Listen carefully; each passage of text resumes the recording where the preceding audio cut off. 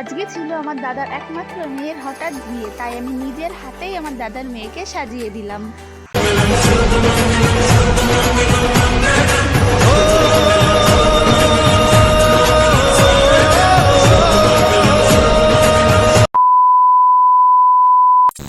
এখন ঘড়ির কাঁটায় বাজে সকাল 10টা। আর বাবা সকালবেলা বাজারে গিয়েছিল 8টার সময়। বাজার থেকে এই যে আমার ছেলের জন্য খাতা এনেছিল, কারণ ওর স্কুলের খাতা শেষ হয়ে গেছিলো, তাই আমাদের একবারে কেজি হিসাবেই খাতা কিনে নিয়ে আসে। আর এই যে আমার ছোটো ছেলের জন্য বাবা এই লাল আপেল দুটো এনেছিল। আমার ছেলে পেটে থাকতে যে আমি কী খেতে চেয়েছিলাম, খেতে পারিনি বলে তার জন্য মনে হয় আমার ছেলে লাল পড়ে, সবাই এই কথাটাই বলে।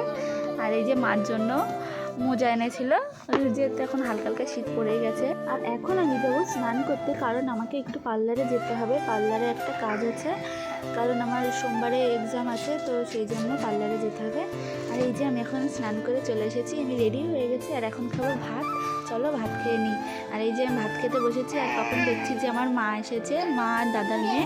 আজকে আমার ওই যে দাদার মেয়েকেই সাজাবো, তো সেই জন্য মাকে বলেছিলাম যে 11টার সময় আসতে। মা এসেছে 11:30টার সময়। আর এই যে আমি যখন বাড়ি থেকে বেরোচ্ছিলাম, তখন আমার ছেলে রাস্তায় চলে এসেছিলো, পেছন পেছন কাঁদতে কাঁদতে চলে এসেছিলো।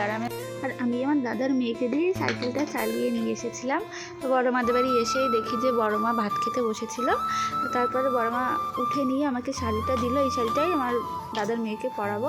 তো এই যে আমি টুকটুক করে পার্লারেও চলে এসেছিলাম, এসে দেখছিলাম যে দুজন এসেছিলো, তো ওরা ওর মডেলকে সাজাচ্ছিল। আর এই যে আমি এখন ওকে সাজাতে বসবো। তোমার মডেল এই যে বসে পড়েছে সাজার জন্য। তো এখানে আমার প্রায় সাজানো কমপ্লিট হয়েই গেছে, কলকা হেয়ার ক্রিম্পিং হয়ে গেছে, আর পুরো ফেসটা মেকআপ করা হয়ে গেছে। আর এখন একটু চা খেয়ে নেবে আমার মডেল, আমরাও একটু চা খেয়ে নেবো। তখন পার্লারে গেছিলাম, পার্লারে তখন দিদি ছিল না, সেই কারণে পুরো বেস মেকআপটা আমার একাই করা লেগেছে। পাশের থেকে একটু জেনে নিয়েছিলাম, কারণ আমার খুব ভয় লাগছিলো। আর এক্সামের দিনকে যে আমি কী করবো ভগবানই জানে, আমার তো এখনই ভয় লাগছে। তোমরা কিন্তু ভেবো না সত্যি সত্যি ওর বিয়ে হচ্ছে। আসলে 2 তারিখে আমার একটা মেকআপের এক্সাম আছে, সেই জন্য ওকে সাজিয়েছিলাম। আর এটা হচ্ছে ওর ফুল লুক। ওকে এই লুকে কেমন লাগছে অবশ্যই কিন্তু কমেন্ট করে জানিও। আমার হাতের কাছে তোমাদের কেমন লাগলো অবশ্যই কিন্তু জানিও। যদি ভালো লেগে থাকে তাহলে লাইক কমেন্ট শেয়ার করতে ভুলো না। আর এখন একটু ফটোশ্যুট হবে, তো চলো তোমাদের সঙ্গে আবারও দেখা হবে নতুন কোনো ভিডিওর সাথে। ততক্ষণ তোমরা সুস্থ থাকো, ভালো থাকো।